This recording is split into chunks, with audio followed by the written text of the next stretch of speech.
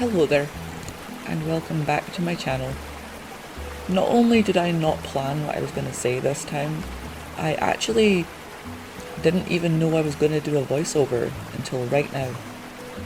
I thought I was going to leave this one not blank, not silent, but just with music and not say anything. But then, well, I don't know. I don't really know why I decided to suddenly record a voiceover after all. I just did.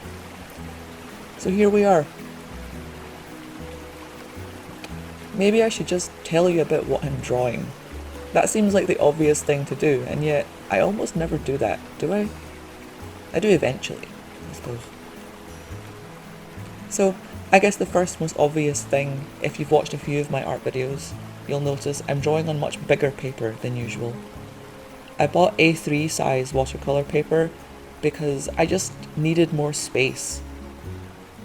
Most of the time I use A4 size paper because that's what fits on the camera, I guess. It's the reason I don't film a lot of my larger paintings, because I usually have my camera set up on my desk, so I need it to be able to see the whole picture at once, or that was my thinking anyway. I don't think at any point in this video you can actually see the whole paper at once, which is, I don't know, it's not bad really, is it? You still see me drawing all of the relevant details. I still zoom in a lot so you can get nice up close shots of me drawing. Yeah, so now I'm using bigger paper, and I'm still going to make a video of it.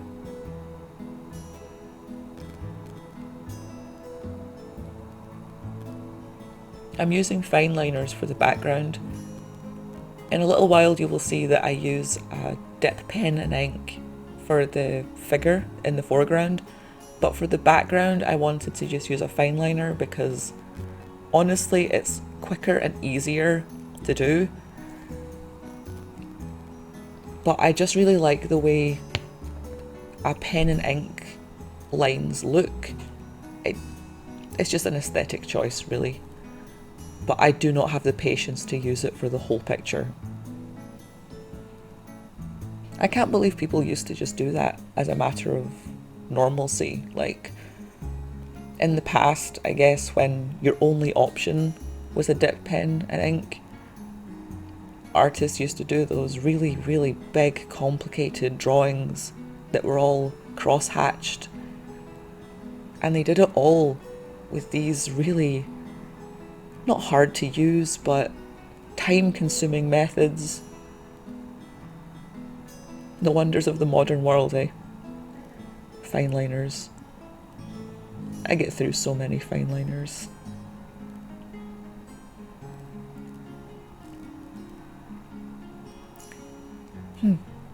What else? I don't know. I did have quite a clear idea of what I wanted to draw this time. I had my set reference images, and I had this picture quite solidly in my head before I started drawing. I don't know if you can tell, you know, if there's a difference in the quality of the finished piece between pictures that I didn't really know what I wanted to do when I started, that are more loose and, I don't know, freeform. Is that what I mean? I'm not sure what I mean there. But what I'm saying is, I'm not sure if you can tell from the finished piece which pictures I had in my head before I started and which ones I just made up as I went along. Let me know if you can tell, because I'm really not sure. This one I completely had in my head before I started.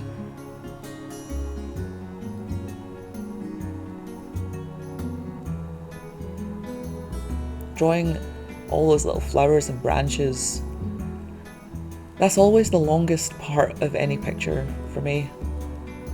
And every time I'm drawing something, I think next time I'm not going to add in as many flowers and plants because that takes too long and I get sick of it really easily. And then I start a new drawing or a new painting and I immediately forget how annoying it was to draw all of those, and I think, you know what this needs? Lots of flowers. Hundreds of flowers. In fact, leaves as well. Just leaves everywhere. That's what this drawing needs. And then we're right back to square one, and I'm annoying myself all over again. I think it's worth it though. I do like how it looks in the end. I still haven't made any tutorials, have I? I talked a big game about making tutorials on how to draw lace and ruffles and ruffled fabric and flowers and plants and things, because that is mainly what I draw. I even put a poll up on Patreon about it, and then what? A month passed, maybe 2 months, and I still haven't done it. So I'm really sorry if you've been looking forward to that. I will definitely make more of an effort to do that soon. I guess my problem is that I just don't think I'm good enough yet to be making tutorials. I don't think I really have any right to be telling people how to draw stuff, because I don't know, I just don't think my work is good enough yet for me to be instructing people, but maybe it is. Maybe I just don't see it because no artist likes their own work, you know? All I can really do is give it a shot, right? And see how it goes down. That's kind of how I live my life anyway. Just give it a shot and see how it goes, right?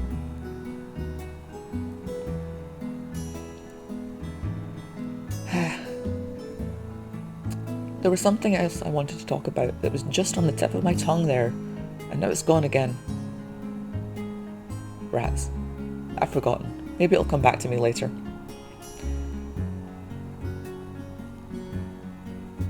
While I was drawing all of this, I was listening to, various podcasts, but I've been listening to No Sleep, mostly because there's a lot of it, so I don't have to worry about running out.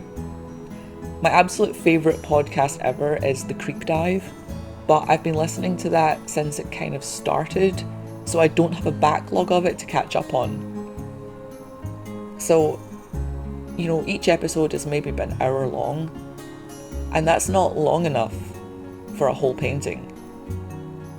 I do these over several hours, over several days, so I need something that's gonna, keep talking to me for 4, maybe 5 hours, maybe more like 6. Oh no, there goes an ambulance in the background. I hope the microphone doesn't pick that up. Or maybe I hope it does pick it up, because otherwise it'll just seem like I'm talking nonsense if you can't hear that. Okay, it's gone. What was I saying? Podcasts, right. So, my favourite podcast is The Creep Dive, but I don't have a backlog of it because I listened to it from the start. But if you guys are looking for any new podcasts to listen to, I recommend it. But during this painting and the oil painting that I put up last week, I was listening to No Sleep because there's 11 seasons of that now, and some of the episodes are like 2 or 3 hours long. The one I listened to while I was painting this, not drawing it, while I was painting in the blue sky and the water and everything, was a 3-hour long episode, and it had 4 different stories in it, I think. Yeah. So that was perfect. That was just great. Also, it's nice to take a break from true crime stuff. I listen to a lot of true crime podcasts as well, and that's interesting, but it can get really heavy really fast. So listening to a horror podcast that is, you have the comfort of it being fake is a nice break. I guess if you have any podcast recommendations for me, leave it in a comment and let me know. I need something to listen to while I'm drawing.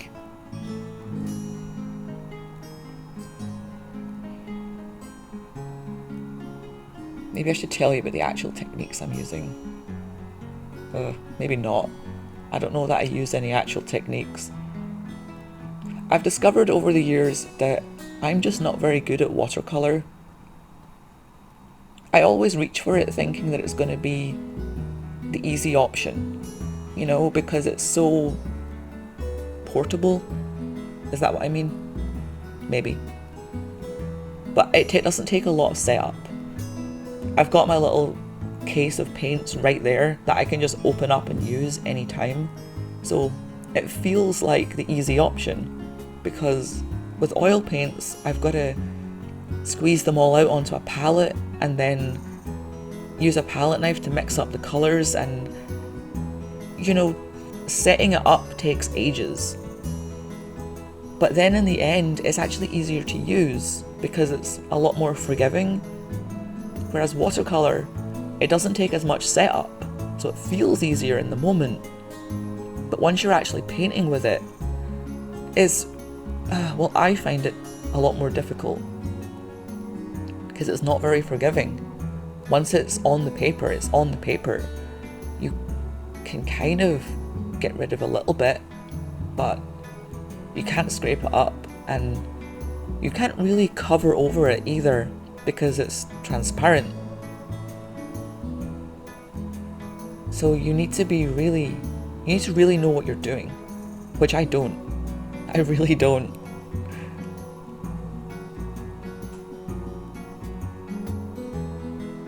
Yeah, maybe that just means I should practice more, do more watercolour paintings until I get reasonably good at it. Or maybe it means I should just get used to the idea that I have to actually set up my paints and do more oil painting. Because it's not like it takes that long, maybe a few minutes. But compared to just being able to grab the box of watercolour paints and open it and have everything ready to go, it feels like it takes longer. Yeah.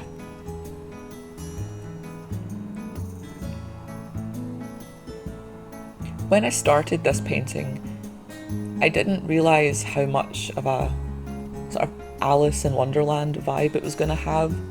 And I know that's entirely because of the blue colour scheme and the apron, like the character's apron.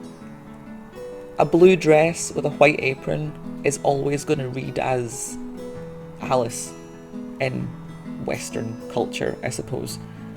It also kind of looks like maid-like, but you know, it's the blue with the white apron. I didn't really think of that, but I guess it works. I don't mind it. I did definitely want it to be blue though, because in my head the whole image was very blue, with the blue sky and the blue water, and then the only sort of other colours would be the flowers, which were going to be pink to contrast against the blue. I think it turned out in the end pretty much exactly what I had imagined. Yeah. Prints of this will actually be available possibly by the time this video goes up.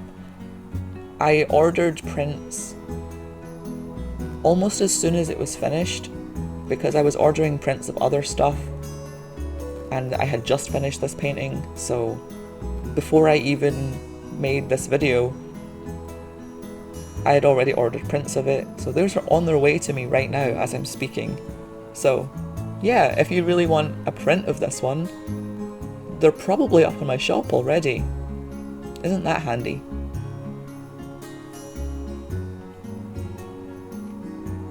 Okay, I think I've officially run out of things to say.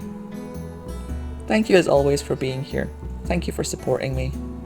Oh, I forgot to tell you I have a Patreon. Oh well. There, I've told you now. Don't mind me. Don't forget to subscribe. I make new videos every weekend. Bye!